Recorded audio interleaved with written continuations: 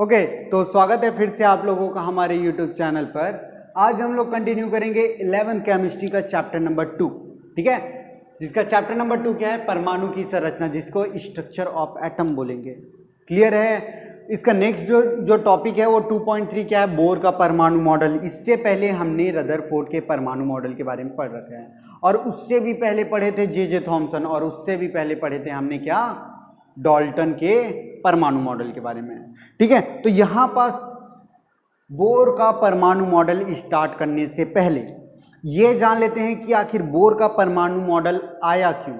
मतलब इससे पहले जो बताने वाला, इससे पहले बोर के पहले बताने वाला कौन था? रदरफोर्ड। तो रदरफोर्ड ने क्या अपने परमाणु मॉडल में कुछ गलतियां की थी क्या? ठीक है, तो उसके बारे में एक बार डिस्कस कर लेंगे। मैंने पिछली वीडियो में बता रखा है क्या कि जो रदरफोर्ड होती है उसकी सीमाएं क्या क्या चीजें हैं। ठीक है, उसको हम लोग बात कर चुके हैं यहां पास। लेकिन बोर का परमाणु मॉडल पढ़ने से पहले एक बार वापस से रिवाइज करके देखते हैं कि क्या गलतियां हुई थी और कैसे बोर का मॉडल आना चालू हुआ। ठीक है, तो शुरुआत से शुरू करते हैं। ठीक है, सबसे पहले किसने बताया? डाल्टन की बारी आती है। डाल्टन। अब डाल्टन का तो एकदम सिंपल सा थ्योरी था। डाल्टन ने सीधा सीधा बोल दिया क्या कि जो परमाणु होती है वह सबसे सूक्ष्मतम कण होता है, उसको और विभाजित नहीं कर सकते। ठीक है, परमाणु जो होती है वो क्या होती है? सूक्ष्मतम कण होती है। सूक्ष्मतम कण होती है जिसको विभाजित नहीं कर सकते, जिसको और छोटा छोटा डिवाइड नहीं कर सकते। लेकिन एक्चुअल में ऐसा है क्या?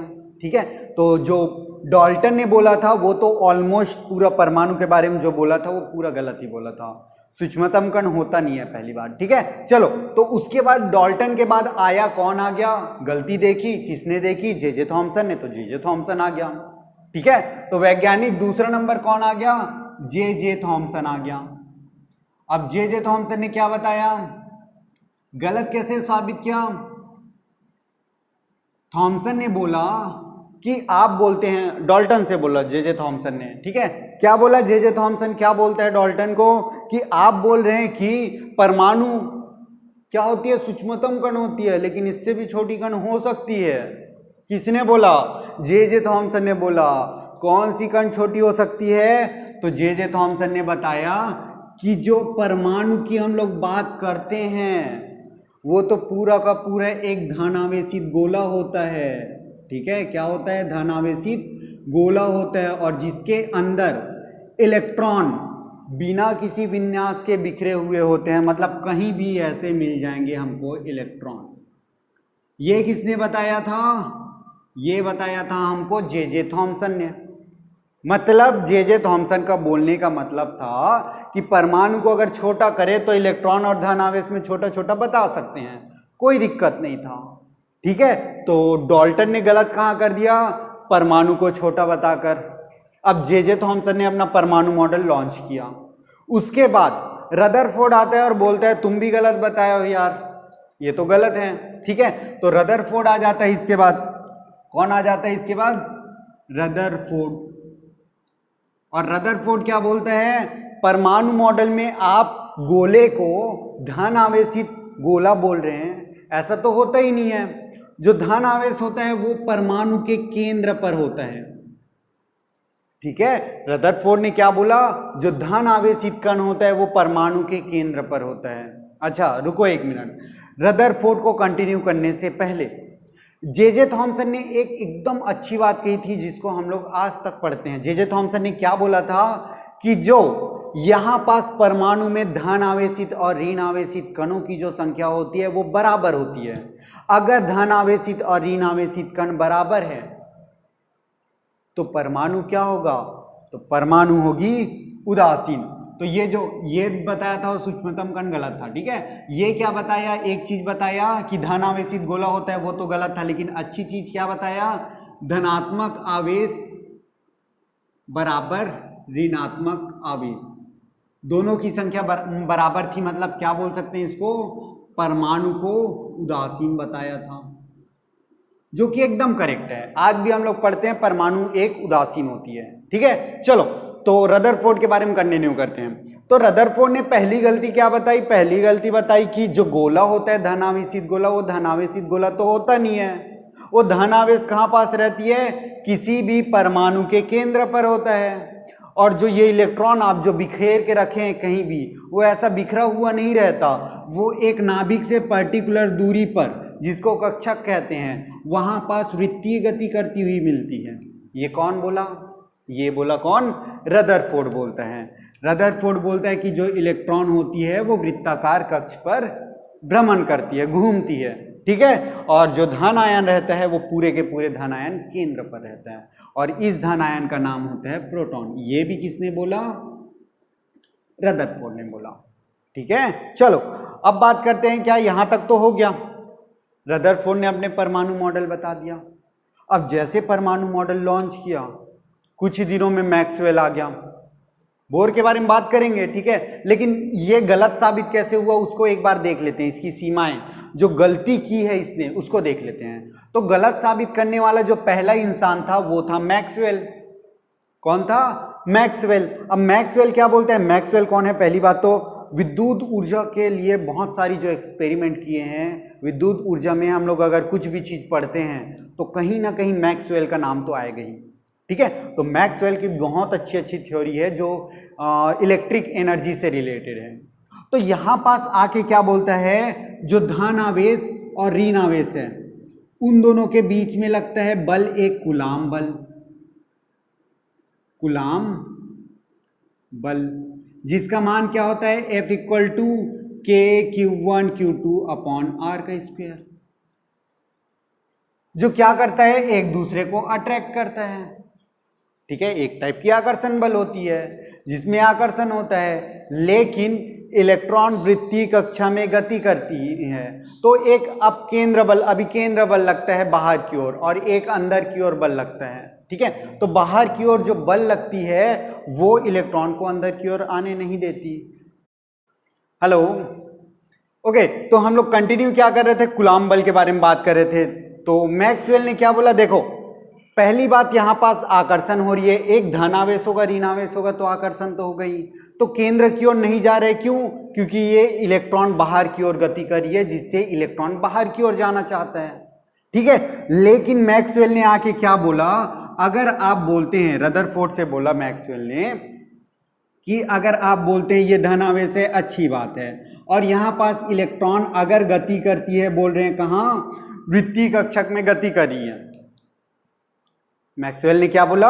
अगर इलेक्ट्रॉन वृत्तीय कक्षक में गति कर रही है तो वहां पास एक त्वरण उत्पन्न हो जाएगा। अब त्वरण उत्पन्न कब होता है? जब वेग में परिवर्तन होता है या वेग की दिशा में परिवर्तन होता है तो त्वरण उत्पन्न हो जाता है। अब यहां पास वेग में परिवर्तन, इलेक्ट्रॉन समान वेग से अगर घूमेगा, लेकिन इलेक्ट्रॉन का वेग की दिशा देखो, अभी किस दिशा में वेग होगा? इस दिशा में होगा। जब इलेक्ट्रॉन यहां पास आएगा तो इधर जाना चाहेगा, और इलेक्ट्रॉन यहां पास आएगा तो यहां जाना चाहेगा, यहां ऐसे करके हर एक पॉइंट पर इलेक्ट्रॉन की दिशा बदल रही है। और अगर इलेक्ट्रॉन की दिशा बदली, ठीक है, इलेक्ट्रॉन की दिशा बदली, इलेक्ट्रॉन के वेग की दिशा बदली, इलेक्ट्रॉन के वेग की दिशा बदलेगी तो यहां पास त्वरित आवेश होगा। इलेक्ट्रॉन कैसा होगा? त्वरित आवेश होगा। और कोई भी चीज जिसमें त्वरण उत्पन्न होता है वह अपनी ऊर्जा का ह्रास करता है, ऊर्जा का निष्कासन करता है, या ऊर्जा का उत्सर्जन करता है, बोल सकते हैं, ठीक है। तो यहां पास मैक्सवेल ने क्या बोला? अगर ऐसा है कि ये जो चक्कर काट रहे हैं इलेक्ट्रॉन, तो वो कंटिन्यूअसली क्या परिवर्तन कर रहे हैं? अपनी दिशा को परिवर्तन, वेग की दिशा को परिवर्तन कर रहे हैं। तो यहां पास से क्या निकलेगी? ऊर्जा निकलेगी। किस रूप में निकलेगी? विकिरण के रूप में निकलेगी। और अगर ऊर्जा का हानि हुआ, ऊर्जा का निष्कासन हुआ, तो ये इलेक्ट्रॉन धीरे धीरे धीरे धीरे ऐसे वृत्तीय कक्षक में घूमते घूमते घूमते घूमते केंद्र में आके गिर जाएगा। किसने बोला ये चीज? मैक्सवेल बता रहे हैं कि ये आके गिर जाएगा, ठीक है। कहाँ? केंद्र में। और केंद्र में धन आवेश पहले से है, ऋण आवेश लाएंगे तो दोनों एक दूसरे कैंसिल आउट कर देंगे, तो पूरा हो गया नष्ट, हमारा परमाणु हो गया क्या? नष्ट। मतलब अगर ये थ्योरी सही है, रदरफोर्ड जो बोल रहे हैं वो थ्योरी सही है, उसके हिसाब से परमाणु को पूरा नष्ट हो जाना चाहिए, लेकिन एक्चुअल में तो ऐसा होता है नहीं। ठीक है, तो यही पास गलती कर दिया रदरफोर्ड ने। पहली गलती कहां पास किया कि परमाणु की जो स्थायित्व है उसके बारे में नहीं बता पाया। लेकिन मैक्सवेल जो बोला है वो भी अभी थोड़ा सा देखना, वो भी डाउट में है, मतलब वो भी गलत बताएगा अभी। ठीक है, लेकिन यहां तक जो बताया मैक्सवेल ने बताया वो एकदम करेक्ट था, जिससे रदरफोर्ड गलत साबित हो जाते हैं। ठीक है, और रदरफोर्ड के जो परमाणु मॉडल है उसकी स्थायित्व की व्याख्या रदरफोर्ड के परमाणु मॉडल से हम लोग नहीं कर सकते। ठीक है, अब देखो कंटिन्यू करते हैं। जो मैक्सवेल है, हम लोग परमाणु मॉडल में मैक्सवेल नहीं पढ़ते हैं। ठीक है, वो क्यों नहीं पढ़ते उसको भी देख लेते हैं। तो मैक्सवेल ने बोला कि जो यहां से विकिरण निकलती है बोला, उसके बारे में कंटिन्यू और थ्योरी दे रहे हैं। जो इलेक्ट्रॉन से विकिरण निकलेगी, ये हो गया इलेक्ट्रॉन, और यहां से जो विकिरण निकलेगी, यहां से क्या मिलेगा, एक विकिरण मिलेगी, सतत विकिरण मिलेगी, कंटिन्यू। ठीक है, रेडिएशन। यहां पास अगर इसके फॉर्म में देखें, जैसे स्पेक्ट्रम बोलते हैं ना, स्पेक्ट्रम मतलब सूर्य का प्रकाश कितने रंगों का होता है, 7 रंगों का होता है, और 7 अलग अलग रंगों में विभक्त होना उसका स्पेक्ट्रम कहलाएगा। वैसे ही यहां पास भी जो मैक्सवेल था, मैक्सवेल के थ्योरी के अनुसार इलेक्ट्रॉन अगर विकिरण निकाल रही है तो वो एक कंटिन्यूअसली स्पेक्ट्रम देगा। कंटिन्यूअसली स्पेक्ट्रम मतलब अलग अलग विभाजित हो जाएगा, कलरों में, रंगों में अलग अलग विभाजित हो जाएगा। लेकिन जब एक्चुअल में देखा गया तो ऐसा नहीं होता, सतत नहीं होती। जो रेखाएं होती है वो सतत रेखा नहीं होती। कैसे होती है, वो रहती है, सतत स्पेक्ट्रम नहीं रहती है। ठीक है, जो हाइड्रोजन परमाणु से निकलती है, इलेक्ट्रॉन से विकिरण जो निकलती है वो रहती है रेखीय स्पेक्ट्रम, लाइन स्पेक्ट्रम बोलते हैं जिसको। लाइन स्पेक्ट्रम मतलब पूरा का पूरा काला कलर रहेगा और बीच बीच में कलरों की लाइन बस दिखाई देगी। ठीक है, तो ये चीज तो ये भी गलत साबित हो गया। कौन, मैक्सवेल भी गलत साबित हो गया। मैक्सवेल बोलते हैं सतत स्पेक्ट्रम दिखेगी, जबकि सतत स्पेक्ट्रम दिखता नहीं है, लाइन स्पेक्ट्रम दिखती है। ठीक है, तो यहां पास मैक्सवेल भी गलत हो जाता है। तो ये मैक्सवेल की थ्योरी, रदरफोर्ड की थ्योरी में कुछ गलतियां जो दिखाई दे रही है उसको एकदम विस्तार से डिटेल में बताया बोर ने। ठीक है, लेकिन बोर के परमाणु मॉडल को कंटिन्यू करने से वापस से रदरफोर्ड के और देख लेते हैं, जो 1-2 और सीमाएं हैं उसके बारे में। ठीक है, चलो कंटिन्यू करते हैं उसको। हेलो, ओके, तो हम लोग अभी पहले देख लेते हैं रदरफोर्ड के मॉडल के दोष, जो कमियां थी उसकी, वो पहले देख लेते हैं। ठीक है, उसके बाद हम लोग बात करेंगे बोर के मॉडल के बारे में। तो पहली बात क्या है, जो रदरफोर्ड का मॉडल है, इस मॉडल में ऋणात्मक आवेश यानी इलेक्ट्रॉन और धन आवेशित नाभिक, जिसमें क्या रहता है, प्रोटॉन, के चारों ओर वृत्ताकार कक्षाओं में चक्कर लगाते हैं। ठीक है, अच्छी बात है, यहाँ पास क्या लगाते हैं, वृत्ताकार कक्षक में चारों ओर गति करते हैं। ठीक है, तो ये तो ठीक है, इसी में कंटिन्यू बात करेंगे, ये पॉइंट नहीं लिखेंगे। ऋण आवेशित इलेक्ट्रॉन नाभिक के आकर्षण से क्यों नहीं गिर जाता, यहां पास ऋण आवेशित ये नाभिक के आकर्षण से अंदर की तरफ क्यों नहीं गिर जाता, जैसे ये वाला स्ट्रक्चर दिखाई दे रहा है। ठीक है, इसके लिए कंटिन्यू बात करेंगे। इसके लिए उन्होंने बताया कि इलेक्ट्रॉन पर लगने वाला अपकेंद्र बल नाभिक के आकर्षण को संतुलित कर देता है। जो रदरफोर्ड था वो क्या बताया कि यहां पास इलेक्ट्रॉन अंदर की ओर क्यों नहीं गिरती, तो यहां पास जो लगने वाला अपकेंद्र बल है, मतलब किसी भी चीज को गोल घुमाओगे तो बाहर की ओर जाने की कोशिश करता है। तो ये इलेक्ट्रॉन बाहर की ओर जाने की कोशिश कर रहे हैं, मतलब कौन सा बल लग रहा है, अपकेंद्र बल अंदर की ओर लग रही है, जो इसको इलेक्ट्रॉन को अंदर की ओर जाने नहीं दे रहे, ऐसा बोला था। ठीक है, फिर कंटिन्यू में बात करते हैं। एक कक्ष में इलेक्ट्रॉन का नियत वेग से गति करता है, मतलब यहाँ पर जो इलेक्ट्रॉन है ये कक्ष में एक पर्टिकुलर फिक्स वेग से गति करेगा, लेकिन किंतु इलेक्ट्रॉन की गति की दिशा परिवर्तित होती है। इस इलेक्ट्रॉन की गति की दिशा क्या होती है, परिवर्तित होती है।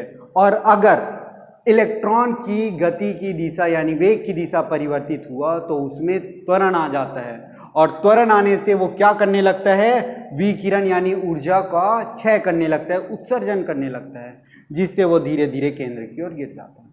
ठीक है, तो ये उनके दोष थे किसके, रदरफोर्ड के, जिसको मैक्सवेल ने सुधारने की कोशिश किया। यहाँ पास देखिए मैक्सवेल ने बोला कि विकिरण के रूप में निकलता है जिससे सतत स्पेक्ट्रम बनना चाहिए, लेकिन एक्चुअल में जब फिल्म में देखे हम लोग तो सतत स्पेक्ट्रम ना बनकर लाइन स्पेक्ट्रम यानी रेखीय स्पेक्ट्रम बना। ठीक है, हम लोग बात करेंगे इसी के बारे में जब बोर का मॉडल स्टार्ट करेंगे इसके नेक्स्ट वीडियो में। ठीक है, आज के लिए इतना ही करते हैं। क्लियर है, हम लोग कल प्रॉपर स्टार्ट करेंगे बोर का परमाणु मॉडल, मतलब उसकी विकास की पृष्ठभूमि से स्टार्ट करेंगे कि कैसे स्टार्ट किया है, कहाँ तक गया है और क्या क्या थ्योरी लिखी है उसके बारे में। ठीक है, तो आज के लिए बस इतना ही करते हैं, बाकी कल के वीडियो में। ठीक है, चलो।